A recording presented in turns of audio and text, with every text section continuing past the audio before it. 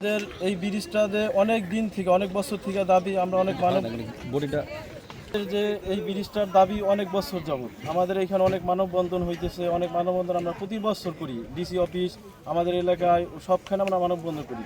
আমাদের শহরে আমরা সবচেয়ে শহরের নিকটতম স্থানে থাকি। আমরা পৌরসভা রাত্রে শহরের আলোতে আলোকিত হই, তারপর আমরা শহরের সুবিধা থেকে বঞ্চিত। আমাদের এলাকার ছোট ছোট বাচ্চারা ওপারে শহরে যায় লেখাপড়া করতে হয়। ঝড় বৃষ্টির দিনে একটু ঝড় হলেই খাওয়া বন্ধ থাকে, ওরা যাইতে পারে না স্কুলে। পরীক্ষার অনেক সময় পরীক্ষা থাকে, পরীক্ষা দিতে পারে না, তখন অনেক সমস্যার মধ্যে পড়ি। আমাদের অনেক সময় দেখা যায় মা বোনেরা প্রেগনেন্ট থাকে, হঠাৎ রাত্রে 2টা-3টার সময় একটা সমস্যা হয়, তখন আইসা খাওয়া পাই না। খাওয়া লাগে বাড়ির থেকে ডাইকে আই না, তাকে অনেক রিকোয়েস্ট করে তারপর পানি দেয়। অনেক সময় দেখা যায় খাওয়া ঘাটও পয়সা ডেলিভারি হয়ে যায়। একটা লোক মারাত্মক অ্যাক্সিডেন্ট হয়েছে, তখন খাওয়া নাই, এপারে খাওয়া থাকে না, খাওয়া আসতে আধা ঘন্টা লাগে, তখন তার মারাত্মক ব্লিডিং হয়, অসুবিধা হয়। তখন একটা লোক স্ট্রোক করছে, এখানে সে খাওয়া পায় না। একটু জ্বর হইলে, বৃষ্টি হলে দেখেন এখনও আমাদের নদীতে যে অবস্থা, প্রচুর পানা, অনেক খাওয়া চলাচল অযোগ্য।